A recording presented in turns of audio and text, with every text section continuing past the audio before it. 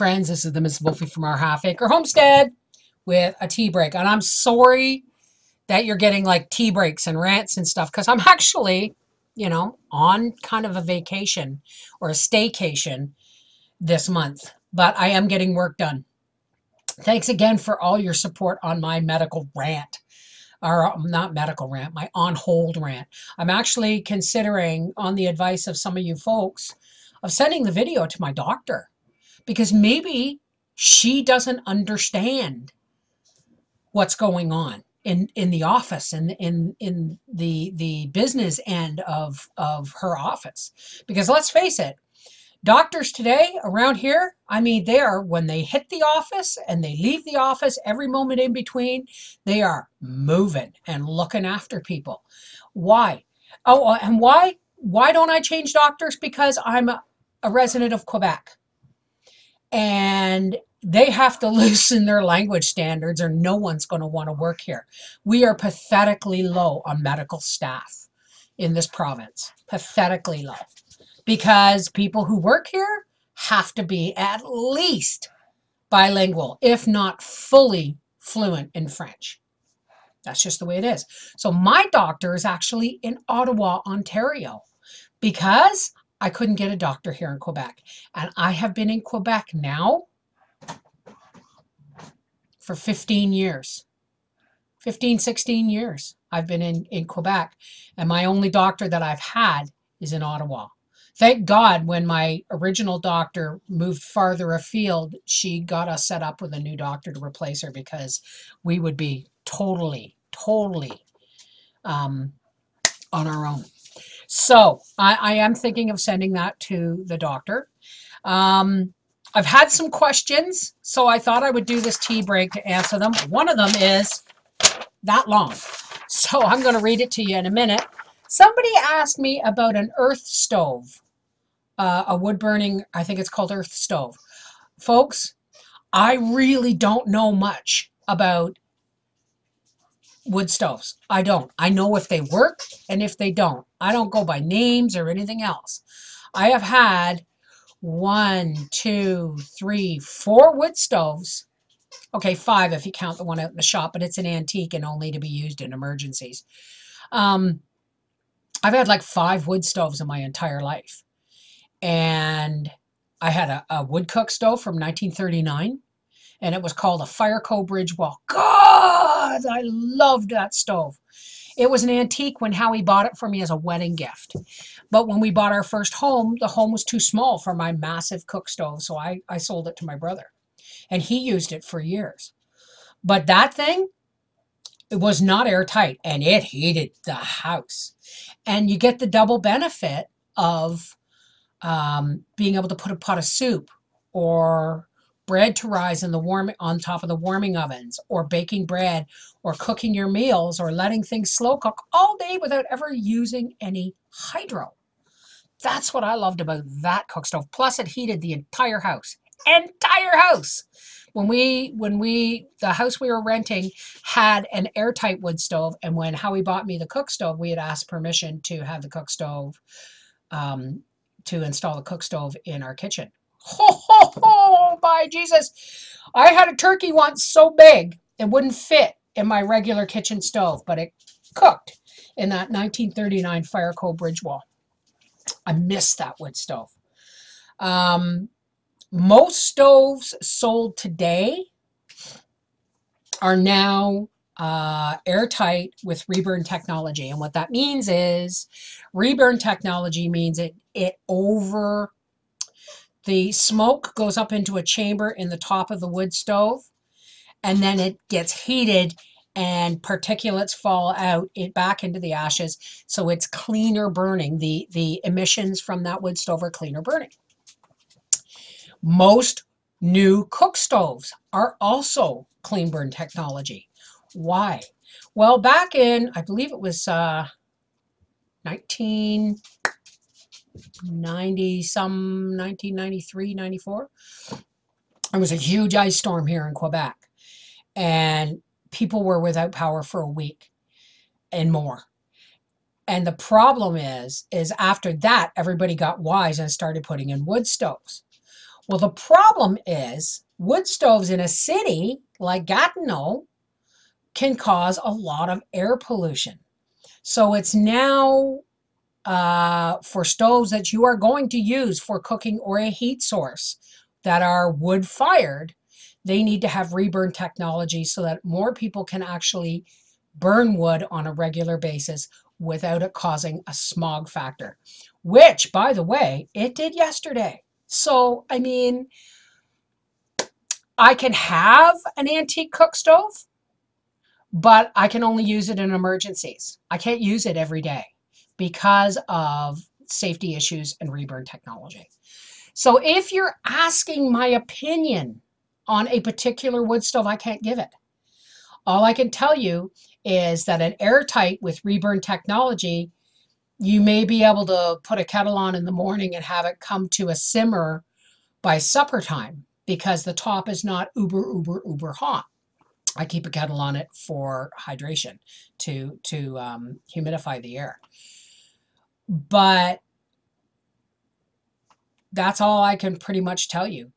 All I'm saying is any good airtight wood stove that you buy will have a maximum footage coverage for heat. And it will tell you that this whatever it is stove, this size will heat so many cubic feet. And that is cubic feet without walls. Okay, so when you have walls, then your heat farther, the distribution goes farther out and it gets less and less.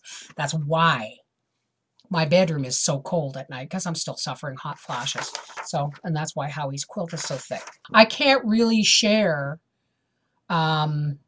information that I don't have or I haven't experienced.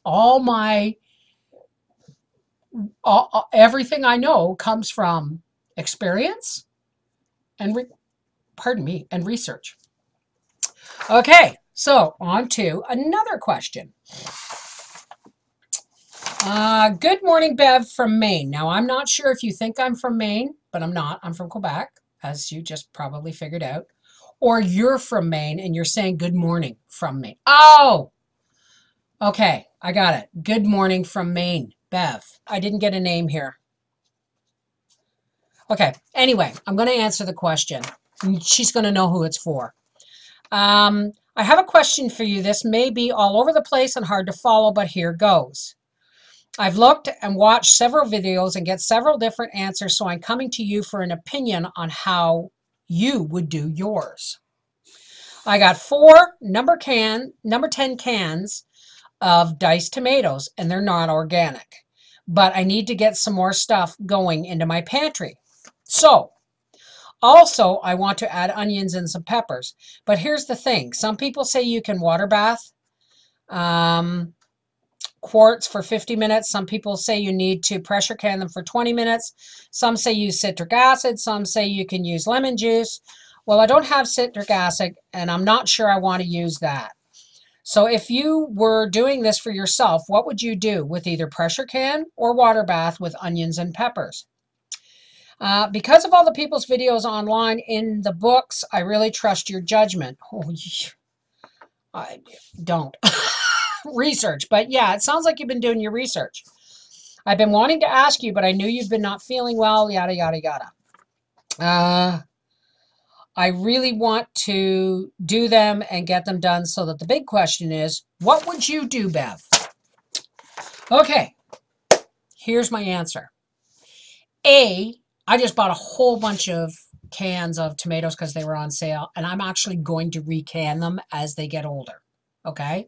Because I don't necessarily trust the lining of the cans with the acidity of the tomato. Having said that, you have how many number 10? 4 number 10 cans. That's a lot of pints or quarts of tomatoes. Now, if you just want to recan them, go ahead, dump them all into a pot, heat it up, put them in jars, water bath can them until, depending, if you hot pack the tomatoes and put them in a bath canner that is boiling, 15 minutes. Tops, 20 for quarts, 15 for pints. If you're going to cold pack them, put them in the pot, and then don't put cold jars into a boiling pot. Big mistake. They could shatter. Okay. So if you're going to cold pack them, put them in jars, debubble, whatever, add a little bit of salt if you feel it needs it. Use your taste it. Okay.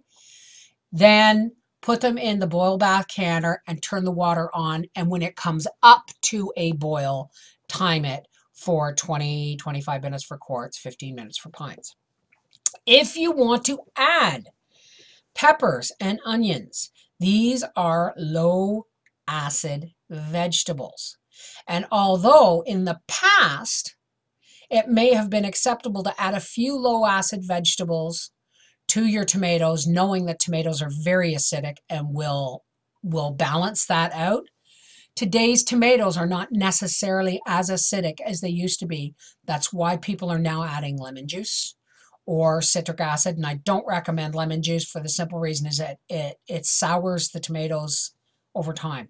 It leaves a bit of a sour aftertaste. Citric acid is just vitamin C, and that wouldn't be a problem. But if you don't want to put additives in your tomatoes with whatever you're doing, and you want to add something like onions and celery or onions and peppers and then can it, please, please, please err on the side of safety and pressure can them. You won't have to pressure can them long, okay? Once it gets up to, depending on where you live and your altitude above sea level, I'm at 1,000 feet below I'm below 1,000 feet above sea level, and I would pressure cook them at 10 pounds pressure, doing all the bells and whistles, making sure that you vent the steam, that you put the weight on, that you wait for the first jiggle.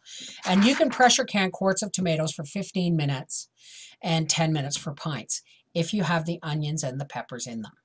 Okay? But make sure you give them the full time and make sure you always allow your pressure canner to cool normally. I hope this answers your question.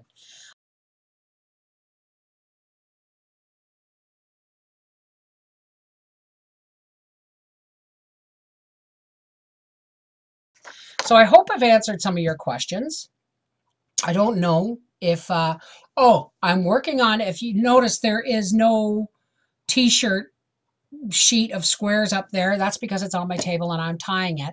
And because it's t-shirt squares from Giovanna, and I don't have her new website, maybe she can pop it in down here and I will put it in pop it in the comments, Giovanna, your website, and I will put it up into the show more info box, because Giovanna owns a t-shirt company, printing company.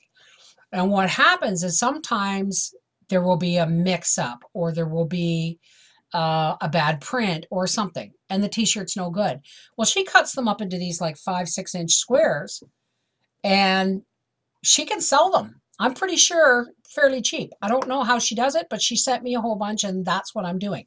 But it takes a different methodology when you're dealing with stretchy fabric like cotton t-shirt material. So I'm going to show you. And it's just a plain old recovered tie quilt. It's nothing fancy. The fancier ones are coming. This is Bev